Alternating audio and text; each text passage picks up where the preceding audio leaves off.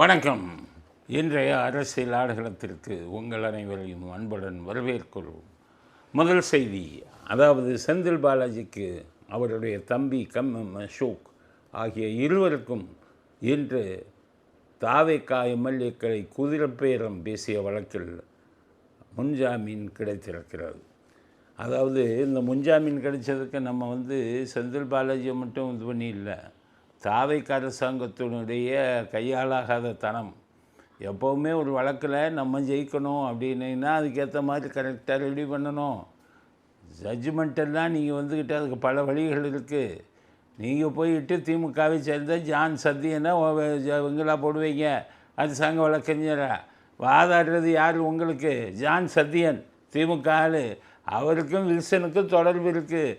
ஆரம்ப கட்டத்திலேருந்து தலையில் அடித்து சொல்லிக்கிட்டு இருக்கேன். எல்லா வழக்கும் தோப்பீங்க. நீங்கள் எதிர்க்கட்சி ஆளை கொண்டாந்து இங்கே வச்சுக்கிட்டு விஎன்டிசியில் இவரை கொண்டாந்து அருணை கொண்டாந்து வச்சுக்குவீங்க, ஜான் சத்தியனை கொண்டாந்து இங்கே வச்சுக்குவீங்க திமுகவில். அப்புறம் எப்படி உங்கள் கேஸு ஜெயிக்கும்?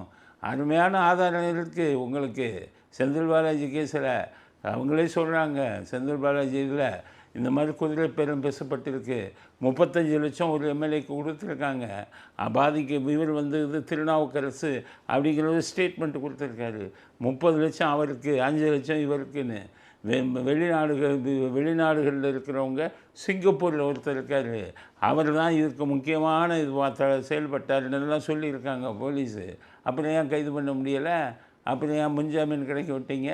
ஒழுங்காக ஆர்கியூ பண்ணீங்களா? உங்களுக்கு இதில் தான் ஓட்ட விட்டுருக்கீங்களே பாருங்களேன். இவ்வளவையும் செஞ்சுட்டு அவன் பாட்டுக்கு முன்ஜாமீன் பண்ணி வாங்கிட்டு போயிட்டே இருக்கான். அது செந்தில் பாலாஜி சொல்ல, எதுக்கு எடுத்தாலும் என் தம்பியை சேர்த்துக்கிறாங்க. உன் தம்பியைத்தானே 300 கோடிக்கு வீடு வாங்கியிருக்கோம் உன் தம்பி பேரில். அப்புறம் உன் தம்பியை சேர்க்காமல் என்ன பண்ணுவாங்க? பெரிய யோகியரா, உத்தமரா? அதிமுகவை சேர்ந்த ஒரு பிரபல பெண் புள்ளியிடம் கோடிக்கணக்கான பதிலை கொள்ளை எடுத்து வந்தவர் நீ. அப்படி அங்கே இருந்துக்கிட்டு ஆரம்பமே மோசமான ஆரம்பம்.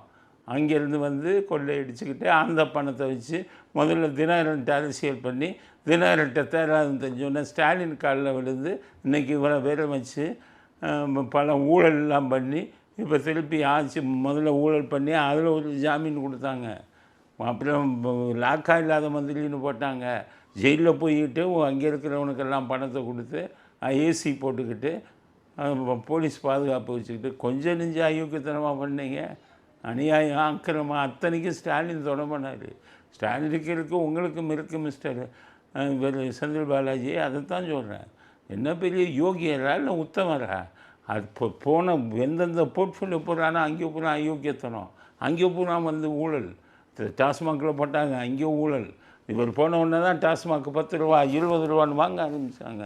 அதுக்கப்புறம் மின்சாரத்துறையில் இவரை போட்டாங்க.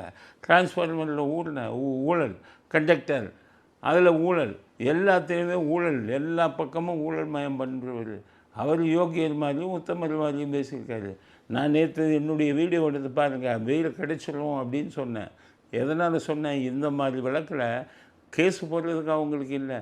எப்போ தாவேக்காவை கேட்குறேன், உங்களுக்கு கேஸ் போடுறதுக்கு கேஸே இல்லையா செந்தில் பாலாஜி மேலே? நீங்கள் தான் சொல்கிறீங்க 317 கோடி. அப்போ 317 கோடி விஷயமாக கேஸ் போட வேண்டியது தானே? கண்டக்டருக்கு அது மின்சார கண்டக்டர் அப்படிங்கிற உபகரணம் வாங்கினதில் 1000 கோடிக்கு மேலே ஊழல் நடந்துருக்குங்கல்ல, அதுக்கு கேஸை போட வேண்டியதானப்பா. என்ன குதிரை பேரம் நடந்துருச்சு அப்படிங்கிறீங்க. அவங்க அங்கே என்ன சொல்கிறாங்க? நாங்கள் 59 பேர் வச்சுக்கிட்டு எப்படி என்னது பெருசாக ஆட்சியை கவுத்த முடியும்? கவர்னர் உரையில் இப்போ சபாநாயகத்தை கொண்டு வந்த தீர்மானத்தில் ஏற்று ஓட்டப்பட்ட ஆட்சிக்கு வந்துருமான்னு முட்டாள்தனமாக கேட்குறீங்களா? டிஎம்கே முட்டாள்களுக்கு தான் சொல்கிறேன். என்ஆர் இளங்கோங்கிற வக்கீல், அவர் நல்ல வக்கீல். அவர் கேட்குற சேர்ந்துருக்க பார்ட்டி எப்படி பார்ட்டி? சபாநாயகர் தீர்மானத்தில் தோற்று போச்சுன்னு வைங்க, அதோட அவ்வளோதான் அரசாங்கம். சபாநாயகரை நியமிக்க முடியலைன்னா மறுபடியும் கவர்னர்கிட்ட போய் இவங்க சும்மா இருப்பாங்களா? போய் மனுவை கொடுப்பான். மனுவை கொடுத்தோடனே அடுத்து கவர் தருவோம். அதெல்லாம் சொல்ல தெரியணும்ல ஜட்ஜிட்ட. அங்கே திமுக காரனை வச்சுருக்கீங்க. அப்புறம் எப்படியா உங்களுக்கு செந்தில் பாலாஜியில் முன்ஜாமீன் கிடைக்காமல் இருக்கிறதுக்கு என்ன வழி? எல்லாம் எதிரி சைடில் ஆளுங்களை வச்சுக்கிட்டீங்க. அதனால் செந்தில் பாலாஜிக்கு இது முன்ஜாமீன் கிடைச்சதுன்னா முழுக்க முழுக்க நீங்கள் தான் காரணம். தாவேக்கா நீங்கள் சரியாக கேஸை கொண்டு போகவில்லை. திருவல்லிக்கேணி, சென்னை திருவல்லிக்கேணி போலீஸ் ஸ்டேஷனில் காலையிலையும் மாலையிலையும் கையெழுத்து போடணுமா? இதுதான் கண்டிஷனு. அதனால் செந்தில் பாலாஜியின் முன்ஜாமீன் கோட்டை விட்டது தாவேக்கா அரசு. தாவேக்கா அரசு ஒழுங்காக இதை ஃபாலோ பண்ணலை அப்படிங்கிறத குற்றச்சாட்டை நான் உங்களுக்கு எதிராக வைக்கிறேன். அதை விடுங்க. தாவேக்கா அரசு தான் காரணம்னு சொல்கிறோம்ல. உங்களுக்கு செந்தில் பாலாஜியை பற்றி பல விஷயங்கள் தெரியும், நீங்கள் எடுத்துருக்கணும்ல. செந்தில் பாலாஜிக்கு துணையாக செயல்பட்டது காவல்துறையிலே சுஜாதாங்கிற இன்ஸ்பெக்டரு. சவுக்கு சங்கர் அதை பற்றி பேசியிருக்காரு. அந்த சவுக்கு சங்கர் பேசுகிற அந்த சுஜாதாங்கிற இன்ஸ்பெக்டரை மாற்றிருக்கீங்களா? எத்தனையோ பேரை மாற்றினீங்களா? அவங்க தானே அத்தனை பேர் மேலேயும் வழக்கு போட்டாங்க. ஏன் மேலே வழக்கு போட்டது அவங்க தானே. ஏன்னா ஜெயிலுக்குள்ளே இருக்கும்போது பொய் வழக்கு 2 வழக்கு போட்டாங்களே. இவ்வளவையும் செஞ்சது பூரா செந்தில் பாலாஜி கரூர், அந்த இன்ஸ்பெக்டர் கரூர். அந்த இன்ஸ்பெக்டரில் பெருமளவு பணத்தை கொடுத்து கைது பண்ண வச்சாங்க. அப்போ அந்த இன்ஸ்பெக்டர் இன்னும் அதே இடத்துல தானே வச்சுருக்கீங்க. அவங்க திமுகவின் ஆதரவு இன்ஸ்பெக்டர் அங்கே இருக்காங்களே. செந்தில் பாலாஜி அந்த இன்ஸ்பெக்டருக்கு ஃபோன் பண்ணி தனக்கு வேண்டிய அத்தனை காரியங்களும் செய்து கொண்டிருப்பார். அப்போ என்ன நீங்கள் என்னென்ன லட்சணத்தில் இதை நடத்துகிறீங்க அப்படிங்கிறது தான் உங்களுக்கு தாவேக்காவுக்கு நான் சொல்ல விரும்புகிறேன். இல்லை நீங்கள் திமுக காரனை அங்கங்கே வச்சுருக்கீங்க. எல்லா கமிஷனை மாற்றினீங்க, எல்லாத்தையும் மாற்றினீங்க. அந்த இன்ஸ்பெக்டரை மாற்றலை. எங்களை எல்லோரையும் கைது பண்ணதே அந்த இன்ஸ்பெக்டர் தானேப்பா. அவர் செந்தில் பாலாஜியின் ஊரை சேர்ந்தவர். செந்தில் பாலாஜி என்ன சொல்லுவாரோ அதை செஞ்சுக்கிட்டு இருப்பார். அதனால் தாவேக்காவை அரசாங்கம் முன்ஜாமீன் கிடைத்ததற்கு, செந்தில் பாலாஜி முன்ஜாமீன் கிடைத்ததற்கு அவர்களுடைய அரசாங்கத்தின் மெத்தனை போக்கு தான் காரணம். பல தடவை நான் சொல்லியிருக்கேன். ஜான் சத்தியனை தூக்கி அங்கே இதெல்லாம் போடாதீங்கன்னு சொல்லியிருக்கேன். ஜான் சத்தியன் எனக்கே பல கெடுதல் பண்ணார். அப்போ அவங்க திமுக ஆட்சியிலையும் கஷ்டத்தை அனுபவிப்போம், உங்கள் ஆட்சியிலும் கஷ்டத்தை அனுபவிப்போமா? ஜான் சத்தியனை மாற்றுங்கன்னு எவ்வளவு சொன்னேன். ஒன்றுமே வாதாடல. எங்கள் வழக்கில் 2 லட்ச ரூபா வாங்கிட்டு எங்களை காட்டி கொடுத்த அதே ஆளில் வந்துச்சு நீங்கள் எப்படி வாங்க முடியும்? நான் சுப்ரீம் கோர்ட் என்ன சொல்கிறாங்க, fail is a right, jail is exemption அப்படிங்கிறாங்க. ஜெயிலுக்கு அள்ளிதான் அனுப்பு, பெயிலை உடனே கொடுத்துருங்கன்னு தான் சொல்கிறாங்க. உயர்நீதிமன்றத்து மேலே குற்றம் சொல்லி குத்தம் இல்லையா? இது சின்ன குற்றம், சாதாரணமாக குதிரை பேரா பெயில் கொடுத்துருவாங்க. இதை சொல்கிறதுக்கு கூட தகுதி இல்லையா உங்களுக்கு? நீங்கள் வச்சுருக்கிற ஆளுங்களுக்கு உங்களுக்கு இதை சொல்கிறதுக்கு கூட தகுதி இல்லையா? விஜய்க்கு இதில் ஈஸியாக பெயில் கிடைச்சி சொல்ல வேண்டாமா? இதோட ஸ்ட்ராங்கான கேஸை போடுங்க அப்படின்னு சொல்ல வேணாமா? அதனால் அவருக்கு செந்தில் பாலாஜிக்கும் அவர் தம்பிக்கும் பெயில் கொடுத்தது நல்ல செய்தி அல்ல. அசோக்கும் 3 வருஷத்துக்கு முன்னாடி கைது செய்ய சொன்னாங்க. இடி என்ன பண்ணால் என்னத்தை கிழிச்சான்? ஒரு கிழிப்பும் கிழிக்கலை. அவன் 3 வருஷமாக விட்டு கோட்டை விட்டுக்கிட்டு இருந்தான். நீங்கள் வந்தீங்க, இருந்தால் ஆன்டிசிபேட்டரி பெயில் கிடைச்சிருச்சு.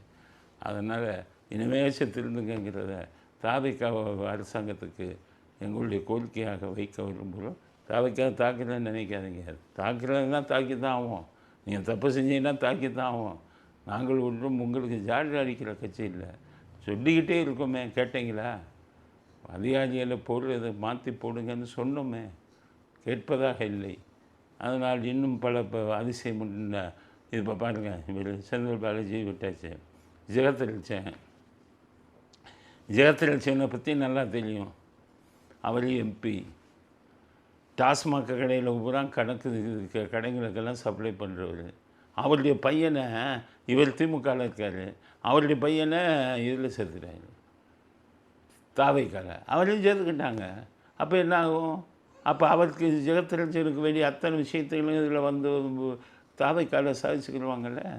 அப்புறம் என்ன அர்த்தம்? அவங்க ஆட்சியிலையும் சப்ளை பண்ணுவாங்க, இவங்க ஆட்சியிலையும் கொடுத்துருவாங்க. அப்போ டாஸ்மாக்கு இவங்க தான் சப்ளை பண்ணுவாங்க, ஜெகத்ரட்சன் தான். அப்படின்னா என்ன அர்த்தம்? ஒவ்வொரு கட்சி, எந்த கட்சி வருதோ அந்த கட்சி, இந்த நீமார் ஹவுஸு மருமகன் கட்சி தாவேக்கால, அவங்க அதிமுகவில் அவங்க சொல்கிறாங்க அதிமுகவை ஜெயிக்க வைப்பேனுங்கிறாங்க. அப்போ கோடிக்கணக்காக கொண்டு போகிறாங்கன்னு அர்த்தம். உங்களுடைய எதிரிகளை நீங்கள் சிக்கலை வைக்கணுமில்ல, கோடிக்கணக்கில் கொண்டு போகிறாங்க. அதே நிலைமை தான் இப்போ ஜெகத்ரட்சன் பையனை ஏன் சேர்த்தீங்க, தாவேக்கால ஏன் சேர்த்தீங்கன்னு கேட்குறேன். ஜெகத்ரட்சன் கதை தெரியுமா உங்களுக்கு? எம்ஜிஆர் முதுகு குத்துனாது. எம்ஜிஆர் தான் அவருக்கு மெடிக்கல் காலேஜ், இதுக்கு இன்ஜினியரிங் காலேஜ் இதெல்லாம் வாங்கி கொடுத்தவர். கடைசி எம்ஜிஆர் முதல்ல குத்திட்டு ஆர்மியில் பண்ணியிருக்கும்போது எம்ஜிஆருக்கு துரோகம் பண்ணிவிட்டு கருணாநிதி பக்கம் எம்ஜிஆர் செத்த உடனே கருணாநிதி பக்கம் போய் எம்ஜிஆர் கழகம்னு ஒரு கட்சியை அவர் ஆரம்பித்து அதுதான் கருணாநிதிகிட்ட சொல்லி இவருக்கு சீட்டு வாங்கி கொடுத்து அப்படி உருவானவங்க 25,000 கோடி டெல்லி இதில் போயிட்டு இலங்கையில் போயிட்டு முதலீடு பண்ணியிருக்காருன்னு சொல்லிக்கிறாங்க. அப்போ அவர் திமுகவில் இருப்பாராம், அவர் பையன் தாவைக்கால சேருவாராம், இவங்களும் ஜெயித்துக்குருவாங்களாம். அப்போ என்ன ஆகும்? அவங்க கை தான் ஓங்கும். மகனை வச்சுக்கிட்டு இது பண்ணுவாங்க, மகனை வச்சுக்கிட்டு இன்ஃப்ளூயன்ஸ் பண்ணி மறுபடியும் இதே டாஸ்மாக் கடைகள் பூரா அவங்க தான் கோடி கோடியாக சப்ளை பண்ணுவாங்க, கொள்ளையடிப்பாங்க. அதனால் ஜெகத்ரட்சகன் மகனை தாவைக்காவில் சேர்த்ததற்கு கடுமையான கண்டனத்தை தாவைக்காவிற்கு தெரிவித்துக் கொள்கிறோம். அடுத்தது டாஸ்மாக்னு சொன்ன உடனே ஞாபகத்துக்கு வருகிறது, டாஸ்மாக் ஊழியர்களுக்கு 25% கூடுதல் சம்பளம் கொடுத்துருக்காங்க. கூடுதல் சம்பளம் கொடுத்தா முடிஞ்சிருமா?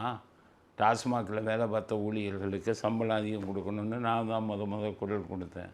10,000 ரூபாயோ 12,000 ரூபா கொடுக்குறாங்க. அவங்களுக்கு அப்படி இருந்தும் அந்த 10,000 ரூபாய் வாங்கிட்டு ஏன் இருந்தால் ஒரு நாளைக்கு லட்சக்கணக்கான ரூபா பங்கு பிரிப்பாங்க. இந்த பாட்டிலுக்கு 10 ரூபா, பாட்டிலுக்கு 20 ரூபாங்கிற பங்கெல்லாம் பிரிப்பாங்க. அது எல்லாத்தையும் பிரித்து பணத்தை ருசித்து அனுபவித்தவங்ககிட்ட நீங்கள் வெறும் ஒரு 25% சம்பளம்லாம் என்ன 2,000 ரூபா 2,000 ரூபா டாஸ்மாக் கடையில் வேலை வைக்கிறவனுக்கு பிச்சை காசு. இதுக்காக நீங்கள் அதை ப்ரைவேட்டுக்கு கொண்டு வராதீங்க. டாஸ்மாக்கு ப்ரைவேட்டுக்கு கொண்டு வந்தீங்கன்னா பெரிய பெரிய திமுகவில் இருக்கக்கூடிய மாவட்ட செயலாளர்கள் பெரிய பெரிய ஆளுங்க தான் அதை எடுப்பான். அவன் பூரா கூடி சொன்னாயிடுவான். அடுத்த எலெக்ஷன் உங்களுக்கு ஆபத்து. அதனால் டாஸ்மாகில் வேலை பார்க்கும் ஊழியர்களுக்கு 25% கொடுப்பதால் நீங்கள் 10 ரூபாய் 20,000 ரூபாயும் குறைக்க முடியாது. டாஸ்மாக் ஊழியர்கள் புலார் சங்கத்துக்கு மாற்றுங்க, புது ஊழியர்களாக அப்பாயின் பண்ணுங்க. 12,000 ரூபா 15,000 ரூபா தான் சம்பளம், 8 மணி நேரம் வேலை, ஒரு ரூபாயிட்ட நீ காசை வாங்கக்கூடாது அப்படின்னு சொல்லுங்கள். அப்படின்னு சொல்லி புது ஆளுங்களை கொண்டு வரணும். இவர் மூலம் லட்சக்கணக்கில் பார்த்தவங்க நீங்கள் எவ்வளவு தான் போட்டான்னு இந்த 10 ரூபா 20 ரூபா பாட்டிலுக்கு வாங்குறது தடுக்க முடியாது. அதை தான் தாவைக்காவுக்கு நான் செய்தியை சொல்ல விரும்புகிறேன். புது ஆட்களை கொண்டு வாருங்கள். லஞ்சம்ங்கிறதே அங்கே கிடையாது. இதைத்தான் விற்கணும். நீங்கள் என்ன இந்த 10 ரூபா 20 ரூபா வாங்குறது தான் பிரச்சனையா? டாஸ்மாகில் விற்கிறது பூரா கள்ளச்சரக்கை விற்கிறான். அவனை அந்த சரக்கெல்லாம் விற்றா குடிக்கிறவன் செத்து போயிடுவான் சீக்கிரம். இங்கே கள்ளச்சாரம் விற்காமல் பார்த்துக்கோங்க, அதிக விலைக்கு விற்காமல் பார்த்துக்கோங்க. இதையெல்லாம் பார்த்தால் தான் டாஸ்மாக் நிரந்தரமாக டாஸ்மாகில் நீங்கள் நடக்கக்கூடிய அத்துமீறல்களை நீங்கள் இது பண்ண முடியும். இப்போ டாஸ்மாக் மாதிரி இன்றைக்கி விஓ சங்கம் அவங்க அறிவிப்பட்டிருக்காங்க, பாராட்டியிருக்காங்க. உங்களை 1 பைசா கொடுக்குற எங்களுக்கெல்லாம் ட்ரான்ஸ்ஃபர் கிடச்சிருச்சு, நல்ல விஷயம். அது நல்ல இந்த இதுக்கெல்லாம் எப்படி போடுவாங்க தெரியுமா? விஏஓக்கு இந்த மந்திரி எப்படி சம்பளம் தெரியுமா? அந்த விஏஓவை எந்த ஊருக்கு அனுப்புகிறாங்கன்னு பார்ப்பான். அந்த ஊர் நல்ல ஊராக இருந்தால், வருமானம் அதிகம் ஊராக இருந்தால் மந்திரி பணம் வாங்குவான். அப்போ மந்திரி அவன்கிட்ட பணம் வாங்கினா அந்த விஏஓ போய் அந்த ஊரில் பணம் வாங்குவான். இப்படித்தான் லஞ்சம் உருவாகுது. இந்த விஏஓங்கிறது முதல்ல வெறும் கணக்கு பிள்ளைகள்னு அவங்க தான் கணக்கிடுவாங்க. அவங்க தான் நிரந்தர விஏஓவாக இருப்பாங்க. அது அப்போவே எம்ஜிஆர் வந்த உடனே அதையெல்லாம் மாற்றி டிஎன்பிஎஸ்சியில் கொண்டு வந்து விஏஓக்களை அப்பாயின்ட் பண்ணார். இப்போ அதுக்கு பணம் வாங்க ஆரம்பிச்சிட்டான். விஏஓக்கு பணம் வாங்கின மாதிரி ரெஜிஸ்ட்ரேஷன் சப் ரெஜிஸ்ட்ரார் அவன்கிட்ட அவனுக்கு பணம். அப்போ அவங்க இவங்கெல்லாம் அறிக்கை விட்டுருக்காங்க, எங்களுக்கெல்லாம் இப்போ பணம் இல்லாமல் லஞ்சம் இல்லாமல் எங்களுக்கு போஸ்டிங் கிடைக்கிது. அது மட்டும் முக்கியம் இல்லை, லஞ்சம் இல்லாமல் போஸ்டிங் கொடுத்துட்டீங்க, லஞ்சம் வாங்காமல் பார்த்துக்கோங்க. ரெஜிஸ்ட்ரேஷன் டிபார்ட்மெண்ட்டில் லஞ்சம் வாங்கக்கூடாது, விஏஓவில் லஞ்சம் வாங்கக்கூடாது. போலீஸில் இப்படி தான் நடந்துக்கிட்டு இருந்தது. இப்போ பூக்கடை சென்னையில் முன்னாடியெல்லாம் அப்படி தான். டி நகர் இங்கெல்லாம் பார்த்தீங்கன்னா அதிக விலைக்கு போகும். 20 லட்சம் ரூபா நான் இருக்கும்போது, போலீஸ் டிபார்ட்மெண்ட்டில் இருக்கும்போது 25 லட்சம் ரூபா டி நகர் போகும். கேம்லிங் கிளப் அதிகம், பிராத்தல் இங்கே அதிகம். இந்த மாதிரி இதுகள்லாம் அதிகம். இங்கேருந்து லஞ்சம் வரும். அதனால் இன்ஸ்பெக்டர் லஞ்சம் கேட்பான். இன்ஸ்பெக்டர் லஞ்சம் கேட்குறதுனால அவன்கிட்டருந்து இவன் லஞ்சம் வாங்கி ஒரு போஸ்ட்டுக்கு 20 ரூபா நீ எவனாலும் வாங்கிக்க. இப்படித்தான் குட்டிச்சவராக போச்சு. அதெல்லாம் எப்படியா போடணும்? பணம் கலெக்ஷன் நிறைய எங்கெங்கே வருதோ அங்கே நேர்மையான அதிகாரி இருக்கான் போலீஸில். இன்ஸ்பெக்டர்லேயே நேர்மையான அதிகாரி அங்கே போடுங்க. ராயபுரம் காசிமேடு இதெல்லாம் பெரிய ரவுடிங்க இருக்கிற இடம், அங்கெல்லாம் அடிக்கிறவனை போடுங்க. லஞ்சம் வாங்குறவனுக்கு வந்து இது கொடுக்காதீங்க. இது லெஜிஸ்லேஷன் டிபார்ட்மெண்ட்டில் நல்ல செய்தி வந்திருக்கு. போலீஸ்லேயும் அதை ஃபாலோ பண்ணுங்கள். அப்போ தான் நல்ல அதிகாரிகள் வருவாங்க. நல்ல அதிகாரிகிட்ட நீ பணம் வாங்காத. உன்னையும் சொல்கிறேன், அரசியல்வாதி அது தாவைக்கு அதை செய்திருக்கிறார்கள், பாராட்டுக்கள். தாவைக்கு பணம் இல்லாமல் அவனுக்கு பதவி கிடைக்கிது, அவனுக்கு டிரான்ஸ்ஃபர் கிடைக்கிது, அதுக்காக பாராட்டுறோம். இது நல்ல இது. ஆனால் அதே சமயத்தில் அதை சரியாக உபயோகப்படுத்தணும். நீ பணம் இல்லாமல் உன்னை அந்த இடத்துக்கு வாங்கியிருக்கல, நீ இன்னொருத்தட்ட பணத்தை நீட்டாத, கையை நீட்டாத அப்படின்னு சொல்லி அவனையும் தடுத்து நிறுத்துங்கள். அப்போது தான் லஞ்சம் எல்லா மட்டத்திலும் முடியும். அதனால் விஏஓவில் வந்து பணம் கொடுக்காமல் ட்ரான்ஸ்ஃபர் கிடைச்சது. அடுத்து இவனுக்கு பணம் கொடுக்காமல் ரெஜிஸ்ட்ரேஷன் டிபார்ட்மெண்ட்டுக்கு பணம் கொடுக்காமல் ட்ரான்ஸ்ஃபர் கிடைச்சது. இது நல்ல விஷயம். டாஸ்மாக்கு நீங்கள் என்ன தான் சம்பளத்தை கூட்டி கொடுத்தாலும் அவன் பண்ணத்தான் செய்வான். டாஸ்மாக் ஊழியர்களை அரசாங்கத்தின் வேறு இதுக்கு மாற்றிட்டு புதிய ஆட்களை போட்டு இவ்வளோ தான்ப்பா வருமானம், உனக்கு இஷ்டம்னா வா அப்படின்னு சொல்லி அவர்களை கூட்டி வந்தால் தான் லஞ்சத்தை முழுவதுமாக டாஸ்மாக்கில் ஒழிக்க முடியும் அப்படிங்கிறது அடுத்த கட்ட கருத்து. கரூர் விஜய் கரூருக்கு போகிறார். கரூருக்கு போய் பாதிக்கப்பட்டவங்களுக்கெல்லாம் அரசாங்க வேலை கொடுக்க போகிறார். பாதிக்கப்பட்டவர்கள் குடும்பத்தில் ஒருத்தருக்கு இந்த திமுக திருட்டு கூட்டம் என்ன பண்ணுறான், எங்கேயும் போய் சம்பளம் இதை வந்து அவங்கள போய் அரசாங்க வேலை கொடுத்துருவாரோ, இவருக்கு நல்ல பேர் ஆயிருமோ, அங்கே போனால் இவருக்கு பேர் உருவாயிருமே அப்படின்னு சொல்லி திருட்டு கூட்டம், திராவிட திருட்டு கூட்டம் என்ன பண்ணுறான், வழக்கு மேலே வழக்க போடுறான். ஏற்கனவே சுப்ரீம் கோர்ட்டில் வழக்கு போட்டான். இப்போ பார்த்தீங்கன்னா ஏற்கனவே காரி துப்பு போங்கடான்னு சொல்லி இதுக்கு தான் நீதிமன்றம் இதுக்கு தான் இருக்கா அப்படின்னு காரி துப்புனாங்க. அதோட மூஞ்சியை தொடச்சிக்கிட்டு பாவம் வாங்கிட்டு வந்துட்டான்.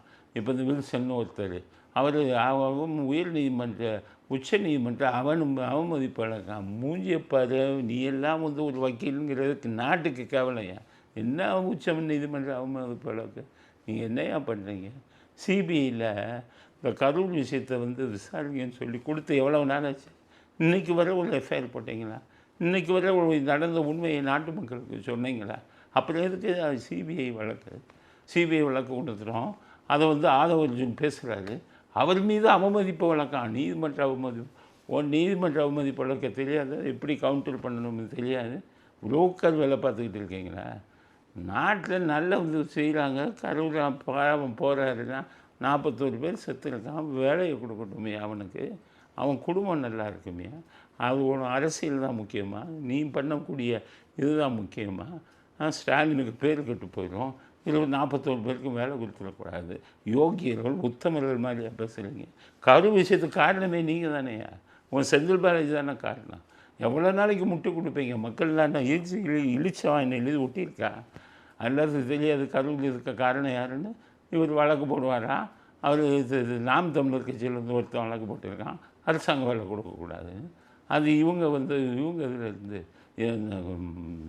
நீதிமன்ற எதிர்ப்பு வழக்கு, நீதிமன்ற அவமதிப்பு வழக்கம், கரூர் வழக்கை விசாரிச்சுக்கிட்டு இருக்காங்க. நான் சிபிஐ நீங்கள் வந்து பேசவே கூடாது. ஆதவ அர்ஜுன் அதை பற்றி யோகியர்கள் உத்தரவர்கள் மாதிரி 41 பேர் செத்ததுக்கு காரணம் நீங்கள் தான் என்னையா?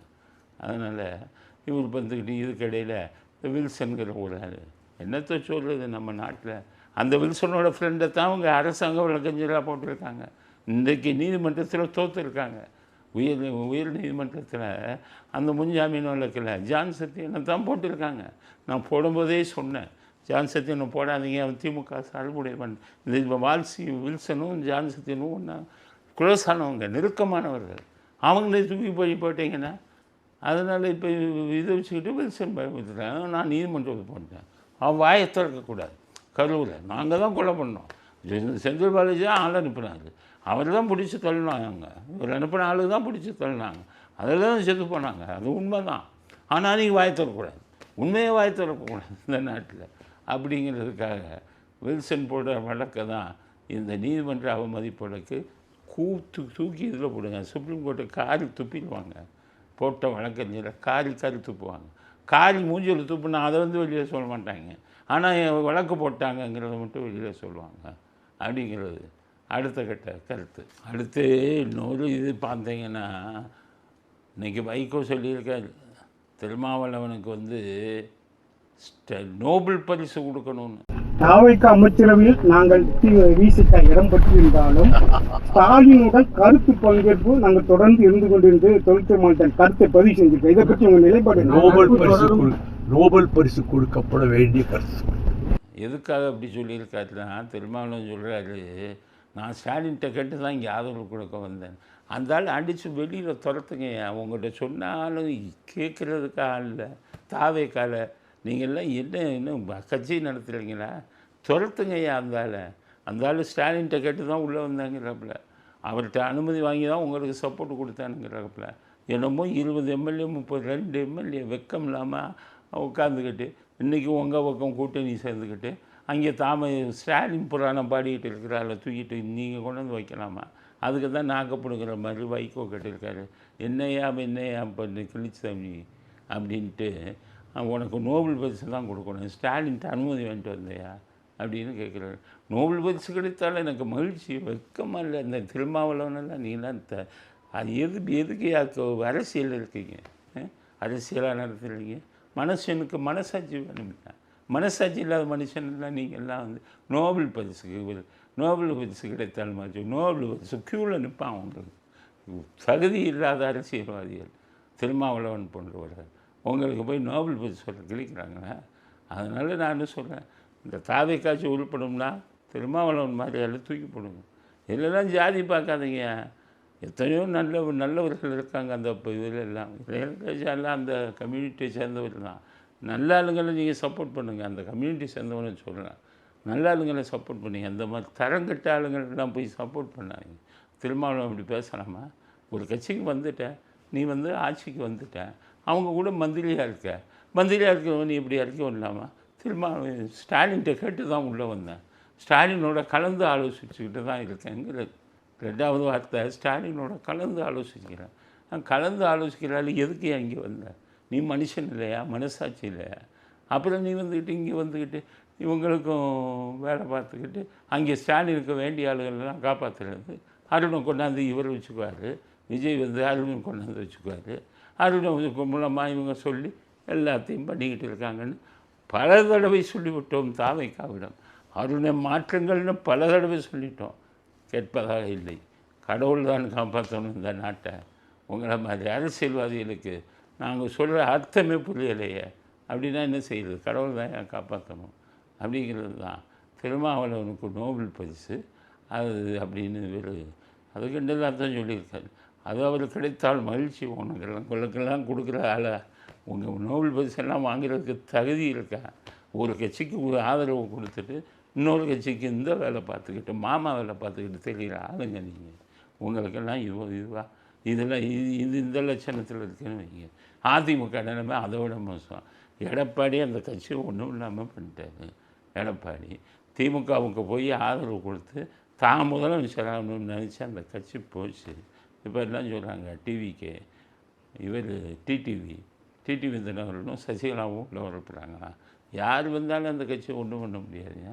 டிடிவி சசிகலா இவர் எடப்பாடியை பொதுச் செயலாளரை விட்டு தூக்கி அடித்து விரட்டிடுவாங்க.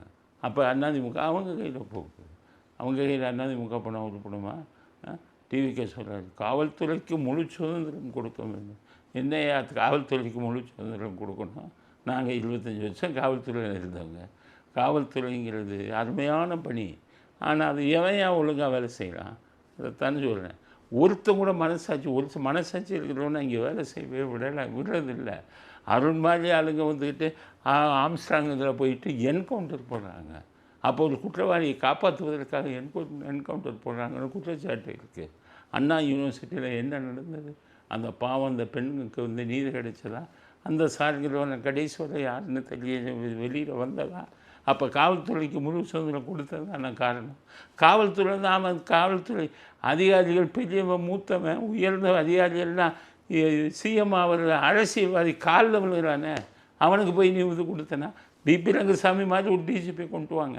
அப்போ சொல்லுங்கள், மோகன்தாஸ் மாதிரி ஒரு டிஜிபி கொண்டு வாங்க. அப்போ காவல்துறைக்கு நீ முழு அதிகாரம் கொடுக்கலாம். அருண் மாதிரியால் இது மாதிரி யாரை வச்சுக்கிட்டு நீ காவல்துறைக்கு முழு அதிகாரம் கொடுக்கணும்னா என்ன பண்ண முடியும்? குற்றவாளியை காப்பாற்றி விடுறானே. அதனால் கொலைக்காரர்களையும் பாலியல் பலாத்காரம் செய்தவர்களையும் காப்பாற்றி விடுறாங்களே. அதனால தான் சொல்கிறேன், காவல்துறைக்கு முழு சுதந்திரம் என்பதை ஏற்றுக்கொள்ள முடியாது. நல்ல அதிகாரி இருந்தால் முழு சுதந்திரம் கொடுக்கலாம். இப்போ வரவன் நல்ல அதிகாரி இல்லையே, நீங்கள் இதெல்லாம் பார்த்து தான் இதை செய்யணும். ஆனால் டிடி விருந்தினர் மாதிரி ஆளுங்க சொல்கிறேன், காவல்துறை பற்றி உங்களுக்கு என்னையா தெரியும்? என்ன தெரியும்? எங்களை மாதிரி ஆள்கிட்ட கேளுங்க. நாங்கள் 25 வருஷம் உள்ள குப்பை கொட்டோம். அங்கே என்னென்ன நடக்குது, ஏது நடக்குது எல்லாம் தெரியும்.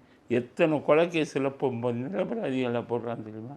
இதையெல்லாம் தட்டி கேட்கக்கூடிய ஒரு முதலமைச்சர் வரணும் நம்ம நாட்டுக்கு. அப்போ தான் இந்த காவல்துறை உறுப்பு. தவறு செய்தால் ஐபிஎஸ் அதிகாரியாக இருந்தாலும் தூக்கிடுவோம். தவறு செய்தால் ஒன்றே ஜெயிலுக்கு அனுப்போம். சொல்லி பாருங்கள். மர்டர் கேஸில் கொலை வழக்கில் எல்லாம் கூட்டு நிரபராதிகள் தண்டிக்கப்படுவார்களா? இன்றைக்கி தண்டிச்சுக்கிட்டு இருக்கான். காரணம் பல காரணங்கள் இருக்குது. 1 மணி நேரம் பேசணும்.